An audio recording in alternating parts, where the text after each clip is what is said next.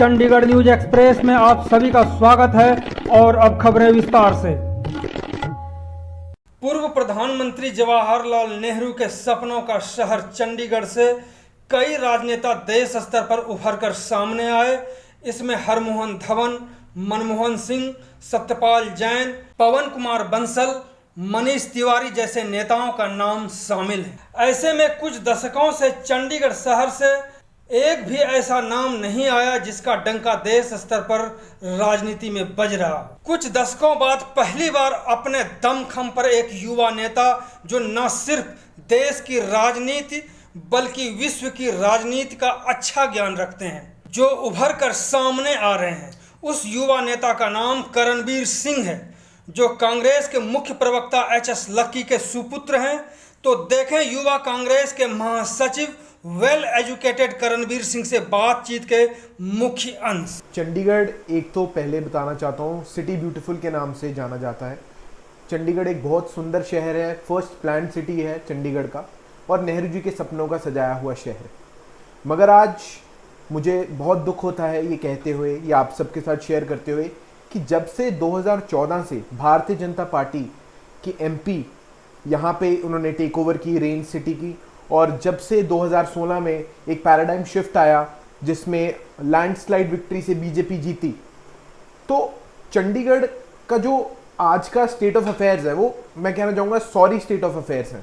आज चंडीगढ़ की दुर्दशा करने में सीधा सीधा हाथ भारतीय जनता पार्टी का है। अब आपके सवाल पर आते हैं। सवाल ये कि चंडीगढ़ कांग्रेस में यूथ इन्वॉल्वमेंट कितनी है।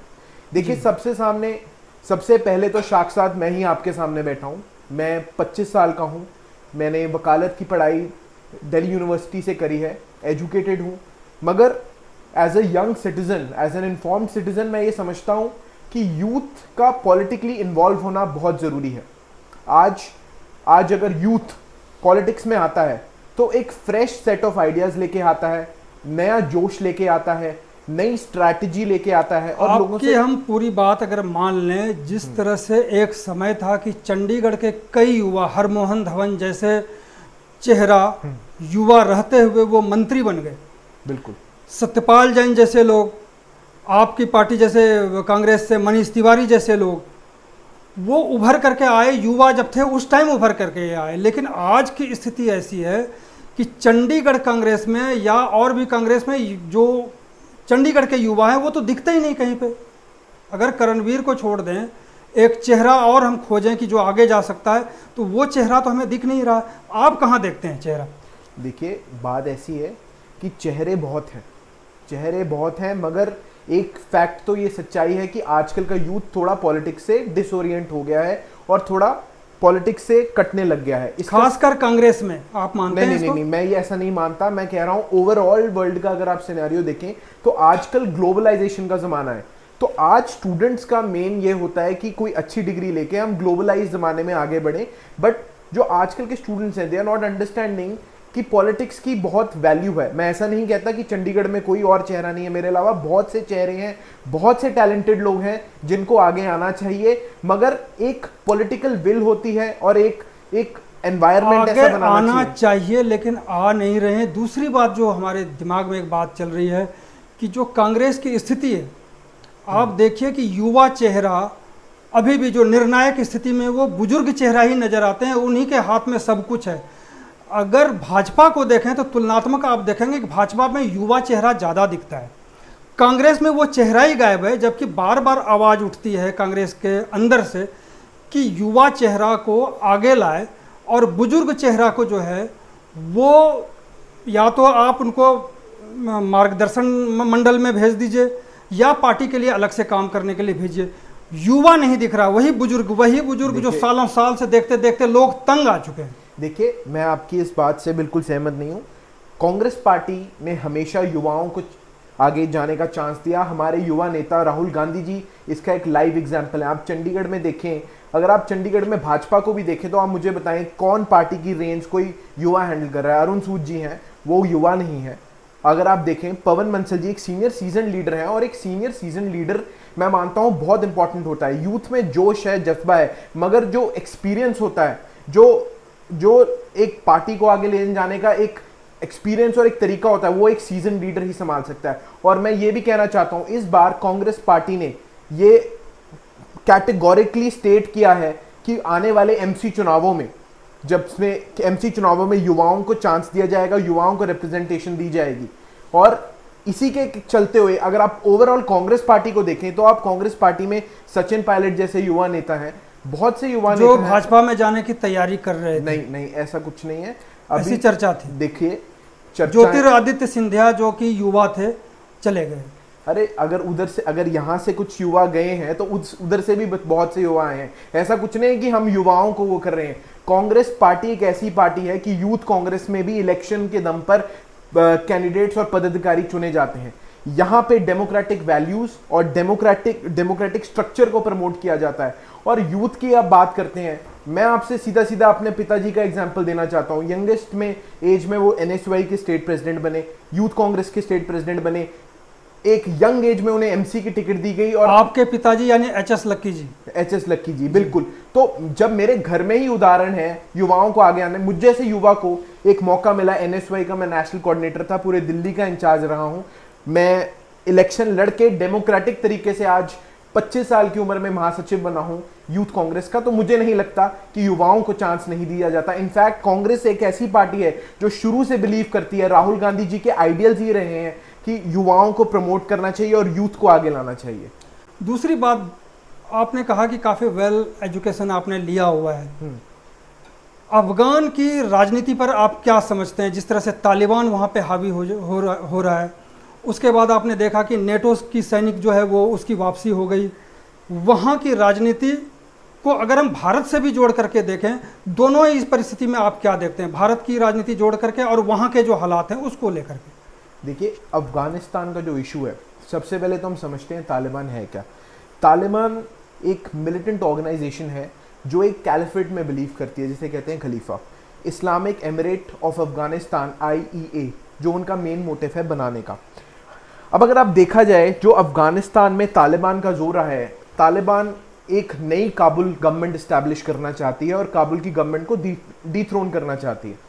इसके चलते अगर आप पास्ट में जाके देखें तो यूएस की डायरेक्ट इन्वॉल्वमेंट थी, जिसमें यूएसए को भी काफ़ी बैकलैश फेस करना पड़ा तालिबान मिलिटेंट से। नेटो की फोर्सेस थी, जैसा कि आपने मेंशन किया, नेटो को अपनी फोर्सेस विड्रॉ करनी पड़ी, पीछे हटना पड़ा, क्योंकि इंटरनेशनल प्रेशर माउंट हो रहा था। अभी मैं आपको एक लेटेस्ट अपडेट देता हूं, मैंने कल परसों ही पढ़ा था अखबार में कि तालिबान के 12 रिप्रेजेंटेटिव्स चाइना के फॉरेन मिनिस्टर से मिलके आए। अब चाइना की नई बॉर्न होमी एक नया स्ट्रेटेजिक प्लान ऑफ एक्शन बनाती है इंटरनेशनल पॉलिटिक्स में। अब इंटरनेशनल पॉलिटिक्स एक बहुत ही पेचीदा टॉपिक है। Every move by every country बहुत ही कैलकुलेटेड और बहुत ही समझ के मूव होता है। अब इसका क्या मतलब है चाइना का बॉर्न होमी बनाना? It could be detrimental to India also, because कोई भी फॉरेन स्टेट जो हमारे सो कॉल्ड एनिमी स्टेट से अपनी बॉर्न होमी इंक्रीज करता है, उसका डायरेक्ट इनडायरेक्ट इम्पैक्ट इंडिया पे पड़ता है। और इंडिया ने बताना चाहता हूं, अफगानिस्तान के साथ पिछले कई वर्षों में काफ़ी स्ट्रेटेजिक इन्वॉल्वमेंट्स करी हैं। मगर जब से अब देखा जाए, कुछ अफगान तालिबान वाले अगर आप बॉर्न होमी इंक्रीज करते हैं तो इनडायरेक्ट फंडिंग भी चाइना की जा रही है तालिबान को। सो ये जो राजनीति है बहुत ही टेक्निकल और बहुत ही वॉलेटाइल सी राजनीति। दूसरी बात जो है, आप युवा हैं, युवाओं का क्या भविष्य देख रहे हैं इंडिया में? क्योंकि आज के समय में युवा पलायन करके, कोई कनाडा, न्यूजीलैंड और भी कई कंट्री हैं जहाँ पे जाने की तैयारी में है, कई लोग चले गए। मैं खुद अपने बेटे को सोच रहा हूँ कि बाहर पढ़ने के लिए भेज दें, ताकि वहाँ पे एक उनकी सिक्योरिटी हो कि वो आगे चल के क्या कर सकते हैं, कमाई कर सके, पढ़ाई कर सके। इस पर आपका क्या विचार हो सकता है? देखिए, जो आप वर्ड कह रहे हैं उसके लिए वर्ड होता है, स्पेसिफिक वर्ड है ब्रेन ड्रेन। ब्रेन ड्रेन का मतलब ये होता है कि आपकी जो यूथ की पॉपुलेशन है, द डेमोग्राफ है जो यूथ का, वो यहाँ से स्किल एक्वायर करता है, ब्रेन यहाँ से एक्वायर करता है और मगर ड्रेन कर देता है किसी फॉरेन कंट्री में जाके, स्किल उसकी वहाँ अप्लाई हो जाती है। ब्रेन ड्रेन का सबसे बड़ा कारण होता है डिस्पेंसेशन फेलियर। जब आपकी गवर्नमेंट आपको नौकरियां देने में असफल रहे, अनएम्प्लॉयमेंट हो देश के अंदर और उस लेवल की सेल्फ सेटिस्फैक्शन ना हो, तब स्टूडेंट्स बाहर जाने की सोचते हैं। 45 year highest unemployment rate Modi सरकार, मोदी गवर्नमेंट में हमें देखने को मिला।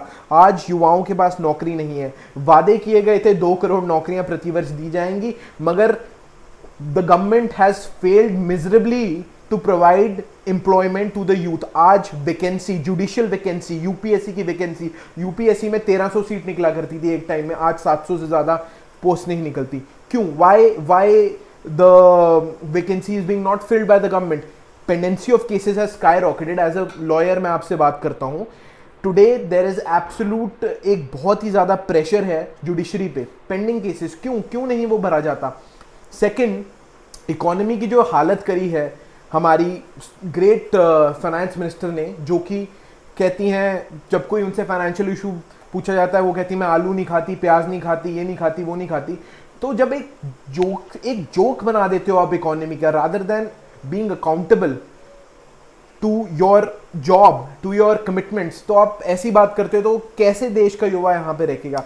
जब इकोनॉमी ही इतनी टर्बुलेंट है, then where will you generate employment? मेरा एक अंतिम सवाल है, ठीक है, कि जो कांग्रेस में युवा काम कर रहे हैं, जो युवा लीडर हैं, आज जो कांग्रेस की दुर्दशा है उसका मुख्य कारण क्या है? क्या सोचते हैं युवा इसको लेकर के? क्या भविष्य है कांग्रेस का?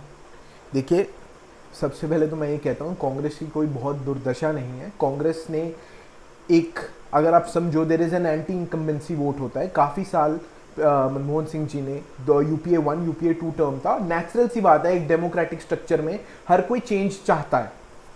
अब एक चेंज आया, एक चेंज इनकलकेट हुआ, नई सरकार को मौका दिया, फर्स्ट टर्म दिया, दूसरा टर्म चल रहा है। अब उस फ्रंट्स पे सरकार डेमोक्रेसी के इंस्टीट्यूशंस को डाइल्यूट कर रही है, इकोनॉमी वाइज फेल हो रही है, एम्प्लॉयमेंट जनरेट नहीं कर रही, inflation rates through the roof हैं, हर आए दिन पेट्रोल के दाम बढ़े जाते हैं। जो प्रोमिसेस पे गवर्नमेंट आई वो प्रोमिसेस पे गवर्नमेंट फेल हो रही है। और कांग्रेस एक बहुत अच्छे ऑपोजिशन की तरह, चाहे वो किसान मुद्दा हो, चाहे वो इन्फ्लेशन का मुद्दा हो, चाहे वो महंगाई का मुद्दा हो, चाहे वो कश्मीर में एट्रोसिटीज करने का मुद्दा हो, कोई भी मुद्दा ऐसा नहीं है जिसपे कांग्रेस ने अपना ओपिनियन वॉइस नहीं किया। And I would like to say it on record that mister Rahul Gandhi is spearheading this campaign of raising the voice of the people of this nation। वो एक ऐसे व्यक्ति हैं जो अकेले आदमी हैं, वो हर मुद्दे पर बोलते हैं, बिना डरे बोलते हैं, चाहे वो पेगासस स्कैम हो, चाहे वो मोदी गवर्नमेंट का रफाल का स्कैम हो, चाहे वो प्राइवेटाइजेशन, हर चीज इंस्टीट्यूशंस को भेजने का हो। तो ऐसा नहीं है कि कांग्रेस की दुर्दशा है। वो कहते हैं वक्त अभी हमारा नहीं है, हर किसी का वक्त हमेशा हाथों में नहीं रहता, वक्त हाथों से फिसलता जरूर है। और मोदी जी के भी हाथों से जो इनका अच्छा वक्त चल रहा है वो खत्म हो रहा है। और वो ये है, अच्छा वक्त इसलिए खत्म हो रहा है क्योंकि वो अपने वादों पर नाकाम रहे और खड़े नहीं उतरे। यानी भाजपा के अच्छे दिन जाने वाले हैं। करणवीर जी, आपका बहुत बहुत धन्यवाद आप बात करने के लिए। धन्यवाद। तो ये थे चंडीगढ़ युवा कांग्रेस के महासचिव करणवीर सिंह कन्नू। चंडीगढ़ न्यूज एक्सप्रेस के साथ बने रहने के लिए आप सभी का बहुत बहुत धन्यवाद।